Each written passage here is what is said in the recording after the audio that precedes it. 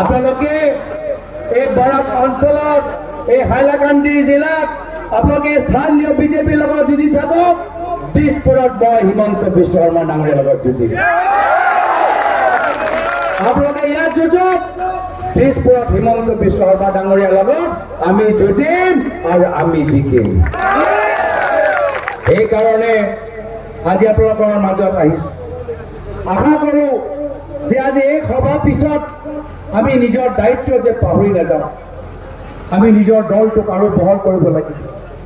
মহিলাসকলৰ সংখ্যা বৃদ্ধি কৰিব লাগিব। নৱ প্ৰজন্মৰ যুৱকসকলৰ সংখ্যা বৃদ্ধি কৰিব লাগিব। পুৰণা মানুহবোৰ ঘূৰাই আনিব লাগিব, নতুন মানুহবোৰ যোগ কৰিব লাগিব।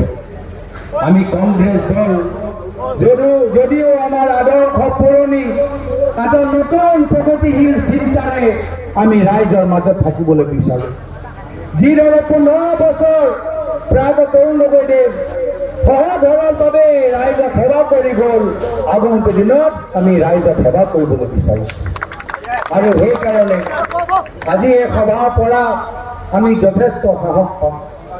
আৰু আমিও আশা কৰোঁ যে এইখন সভা চাই আপোনালোকে গম পাব যে কংগ্ৰেছ দল আহি আছে। সেইকাৰণে আজি এই সভা আয়োজন কৰিবলৈ আমাৰ স্থানীয় মানুহে যথেষ্ট কষ্ট কৰিছে, মণ্ডলবোৰে যথেষ্ট কষ্ট কৰিছে, ব্লকবোৰে যথেষ্ট কষ্ট কৰিছে। কিন্তু পৰৱৰ্তী দিনত মই এবাৰ আহিম মাত্ৰ যুৱকসকলৰ সভাৰ বাবে। মই এটা সভাত মাত্ৰ যুৱকসকলক দেখিবলৈ বিচাৰোঁ।